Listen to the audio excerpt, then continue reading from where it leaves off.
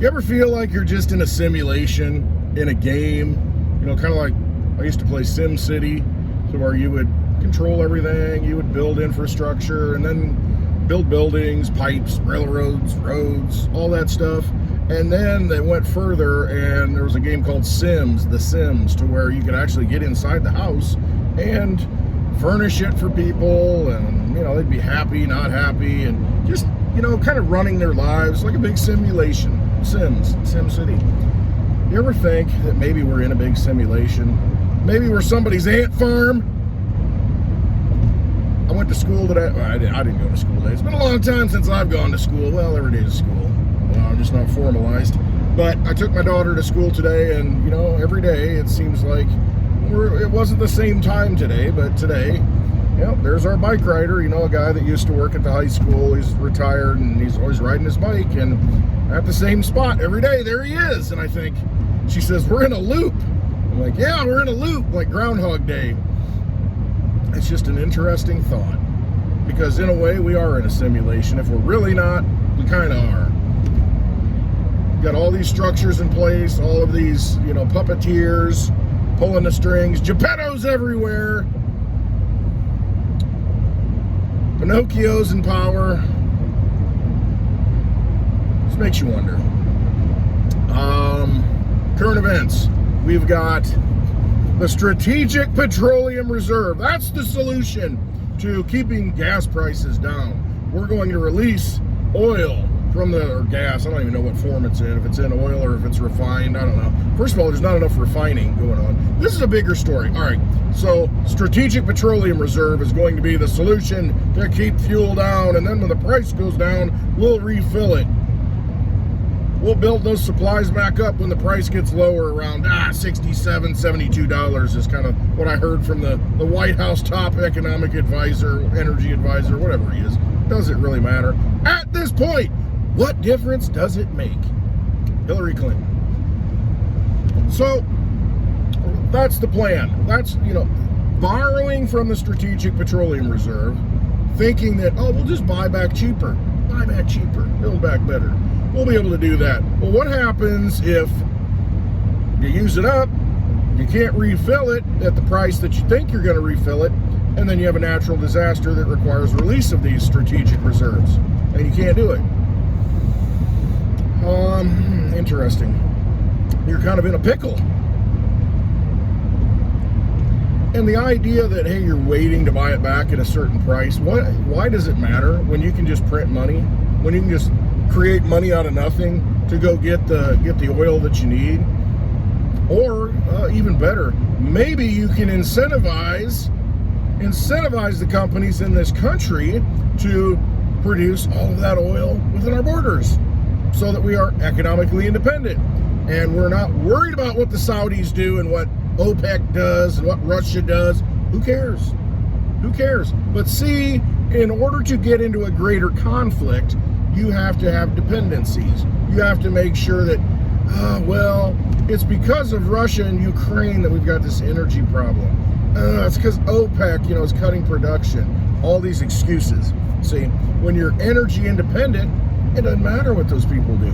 You don't care what they do because you got your own energy. Well, now you got to play shell games. Ooh, oh, which cup's it under? Oh, how low can we go? You're just playing games. It's a big simulation. That's all it is. You're just simulating everything. So that's the solution. Strategic Petroleum Reserves. That's no different than taking, I mean, it's like, hey, we got this credit card. You know, we can go out and buy all this stuff that we need. You know, we'll go out, and then you max it out. And it's like, we'll pay it off later. We'll pay it off later. Next thing you know, you can't pay it off. And there's nothing more to buy. You can't buy it anymore at the price you thought you were going to buy it. And so now the credit card's full. Now what do? Well, we need another credit card. And see, it's just this spiraling effect. That's all this is. You're putting yourself in the hole when you're borrowing from, you know, the Strategic Reserve. So, you know, it is what it is. We'll see what happens, I guess. And then it's I love this one because it's campaign season. We've got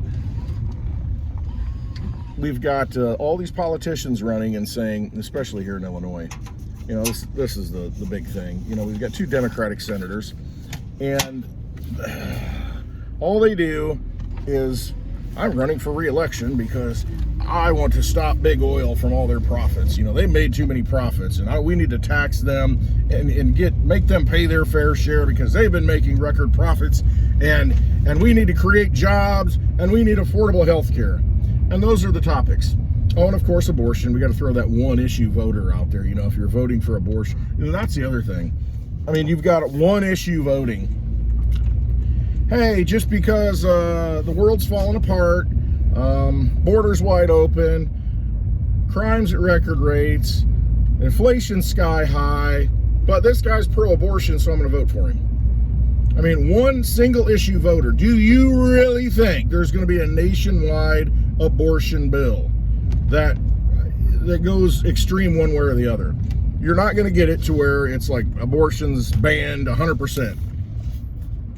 And doctors are going to go to jail because, you know, they're performing abortions, and mothers are going to get dragged out of their homes like the Beto O'Rourke ad. Oh my gosh, you know, the police are going to come. Hey, we're just following orders.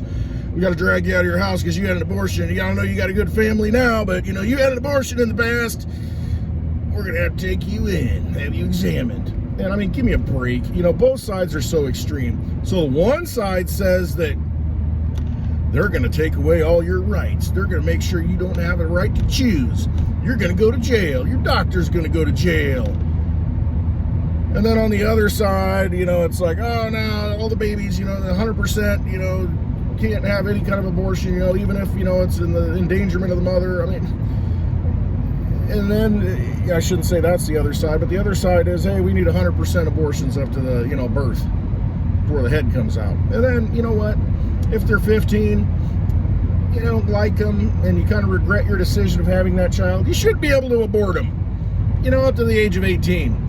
I mean, so you can go way extreme on both sides. The fact is, most people are pretty middle of the road on this stuff, and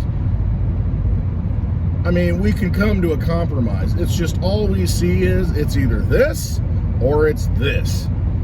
Now, I have my own opinions on abortion, but I mean, it's not like it's 100% set in stone. I understand that it's just like if you've got a leg, and this is a bad analogy, I can already see it coming.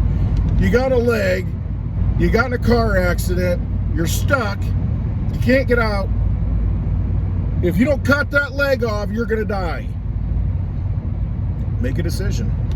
You know, make a decision. And whose decision is that? It's kind of yours. You probably should make that decision on your own. I know somebody's trying to save your life because ultimately that's what a doctor is supposed to do no harm. You know, that's a struggle. But if you have a living being that's alive and you're trying to save them, I mean, sometimes you got to do some things that, you know, you wouldn't ordinarily do. So there's tough decisions to be made. And yeah, but there should be like a window of opportunity, I guess you could say. I mean, to say that it's okay, you know, hey, I'm sick of my kid, you know, I don't know why I had him, you know, so I'm going to abort them at age 13. Come on.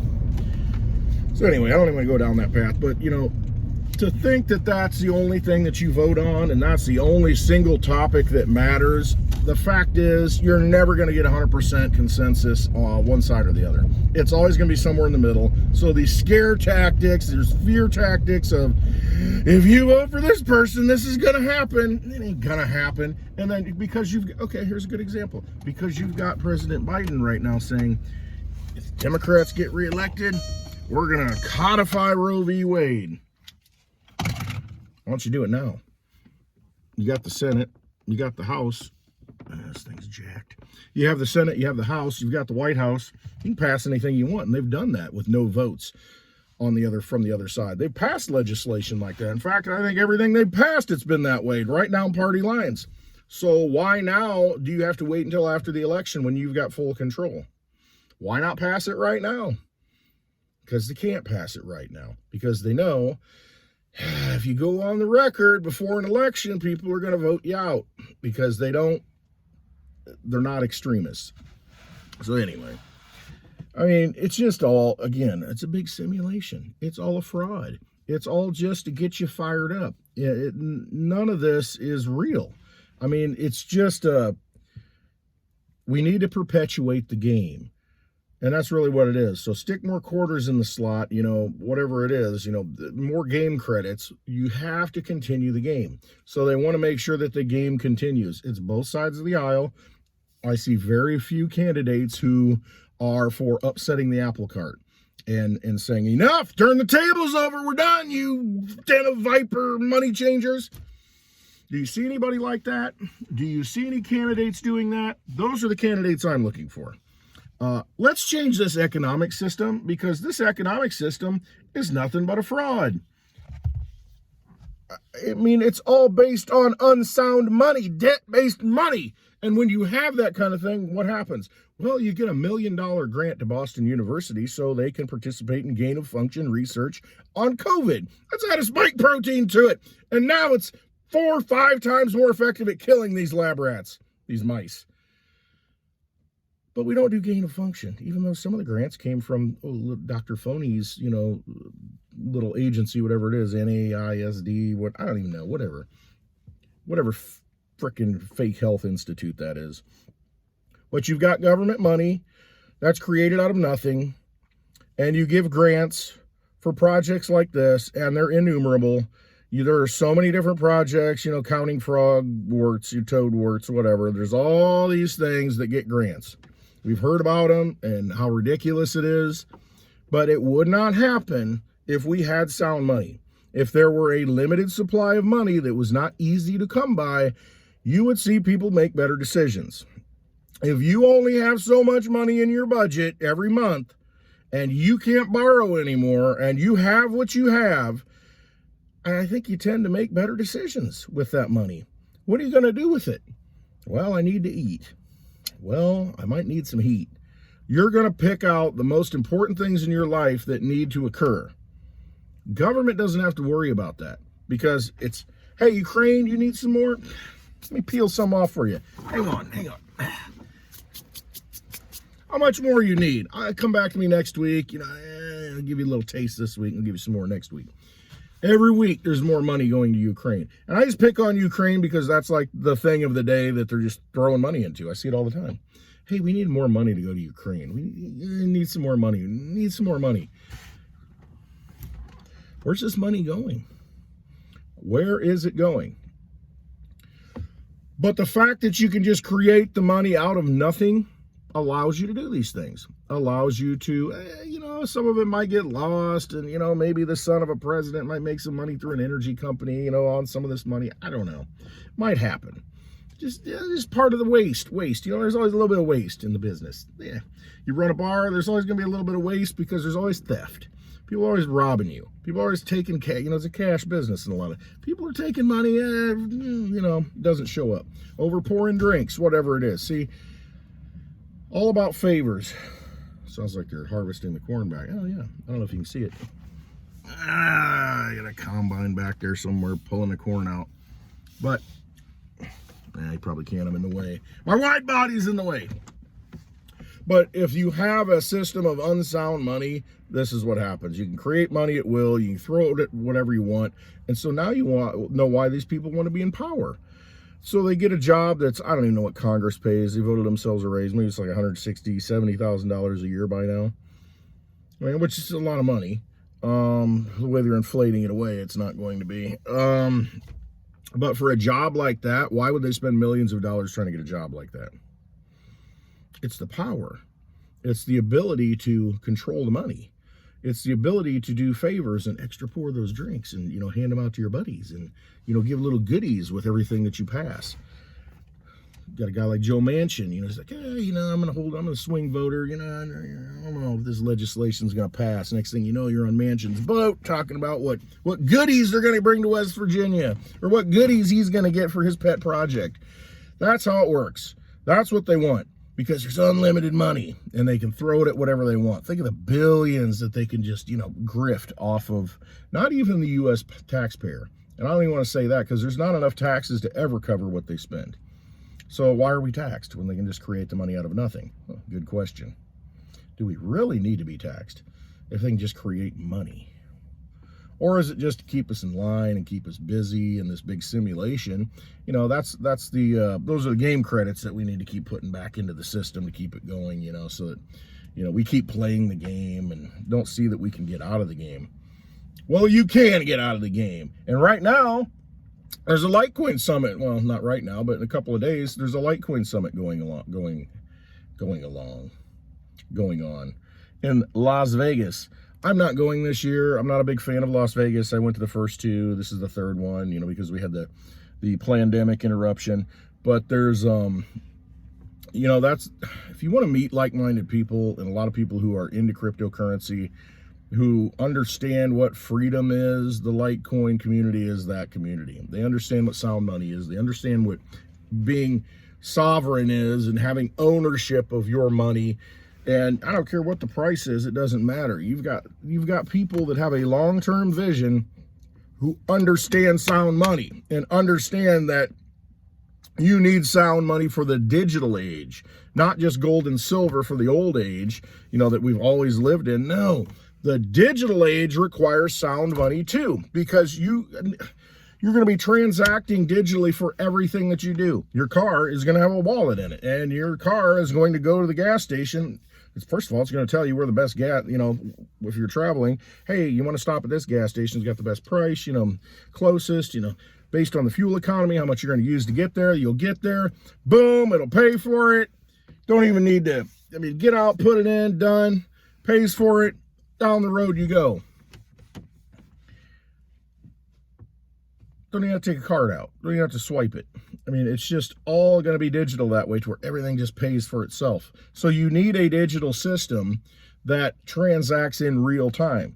As you're driving off with the fuel or the electricity for your EV, you're driving off with it, it needs to be paid for. In your car, if it's loaded up with so many credits or wallet, or coins, whatever it is, it's going to go bing, and the blockchain confirms it on the road. You're done. You're done. Everything's going to be digital. Think George Jetson world. Finally. Oh man, it's raining corn. Wow. I don't know if you can see it. See that back there? This is the time where people get sick because they're breathing all this corn dust, bean dust, and it's just, I shouldn't be out here right now. All right, I should wrap this up. But go to the Litecoin Summit, or check out the Litecoin live stream on I think the Litecoin Foundation's website. You can watch it live. And if you can't get there, I'm not a fan of Vegas. I made the decision early on. I'm just not going to go this year because I don't know. I didn't enjoy it in Vegas last year. I wish it were in the Midwest or somewhere else, Kansas City or something, or even Chicago. I'd go to Chicago if that's the case. But yeah, I just wish it were somewhere else. But I get it. That's kind of where Charlie Lee likes Vegas. He's the founder of Litecoin and sponsors a good majority of it and makes it happen. So, hey, I get it. I'm just not a fan of Vegas, so I'm not going. Love all the people, but, I can't do it. I don't want to fly again, and I'm just kind of done with the whole thing, traveling like that, and especially going to Vegas. It's just bad energy. I don't know. I had such bad energy, being there. And when I left, it lingered with me for 6 months. I swear. It's like it's like something attaches itself to you. I kind of had that feeling, ever since I left Vegas. Felt it in Vegas pretty bad. And then when I left, it's just like just gonna get this, peel this stuff off me. So it took a while to get over it. And I'm just not going back to it. Anyway, Litecoin is a sound form of digital money. There are others. A lot of people like Bitcoin. A lot of people like DigiByte and Dogecoin. A lot of people like Bitcoin Cash, Monero. They like all these things. I'm not against any of them. I just resonate most with Litecoin. It's just is what it is. I've always felt it. I've always seen it as very undervalued for what it can do and does do. High liquidity, you can get it anywhere, buy it, sell it anywhere. You've got privacy now built into it to where you can send Litecoin transactions, mimble-wimble, and nobody knows how much you're sending. It's like sending digital cash. In an envelope. Just don't even know where it comes from. So it's important. It's important in this digital world that we are in, and we are going to go full blown into that we have a sound form of money for the digital age. And Litecoin is that. It's proven itself over 11 years running nonstop. It's limited supply. I mean, that's huge. A finite supply, a limited supply of something to where there's only so much to go around. You know, and that's the problem with our current economic simulation, is that there's no limitations on the game credits. You know, you can just keep producing more. I mean, how fair is that? You know, it's like you're playing in the old school arcade, you know, and you've got so many quarters and you're putting them in. It's like, okay, I can only play, you know, Space Invaders, Pac-Man, you know, Street Fighter so many times because I only got so many quarters. And then, you know, the guy walks around with his belt, you know, making change. Ching, ching, ching, ching, ching, ching, ching. He walks around and he's just giving this good-looking girl quarters nonstop. It's like an unlimited supply. And it's like, wait a minute, this is a rigged game. I got to pay for these and then she's getting them for free? I mean, that's the current economic system. It's like, you know what? I get to pick the winners and losers, and she's a winner. And you're a loser. And that's how it works. And so you've got these corrupt people that want to get in power because they get to pick the winners and losers. And that's what they do. And so they're going to perpetuate the video game, the simulation, for as long as they can, forever. They're going to keep popping those quarters out, keep making more. You can't do that with Litecoin. There's a limited supply. There's 84 million. That's it. 84 million. The total market cap, all the Litecoin that possibly can be available ever is like $4 billion. $4 billion. We give that to Ukraine in a week. $4 billion. Absolutely ridiculous. So when people realize that, you know, hey, we're getting roped into the CBDC, we're getting thrown down this bankster path, how do I get out of it? We're in this full digital simulation. How do I function in this? How can I like hold something of value that I'm going to benefit in this game?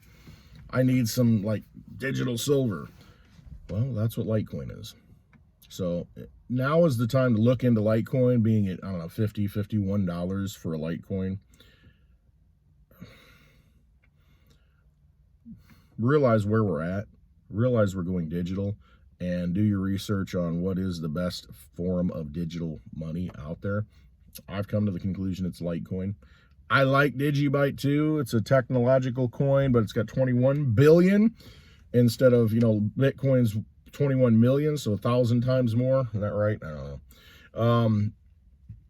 But it's very fast, very effective. You can use it as a form of money because of the limited supply of it. And there's a lot of technology built onto it. It can do a lot of different things. So I really like DigiByte. It's just a longer term for me. But under a penny, you're going to look back and say, oh man, I could have bought that for under a penny. I mean, what are you doing with your dollar bill? A dollar bill. You get 100 DigiByte. Dollar bill. Dollar bill, y'all. Peel it off. Anyway, look into Litecoin. Take a look at DigiByte. Those are just personal favorites of mine. So do your own research. Know we're going digital. Get some sound money for the digital age. Prepare for what's coming. And try and exit that simulation as best you can, or not being controlled in it, or be in control in the simulation. All right. Thanks for listening to this long-winded rant on a Wednesday. It's hump day.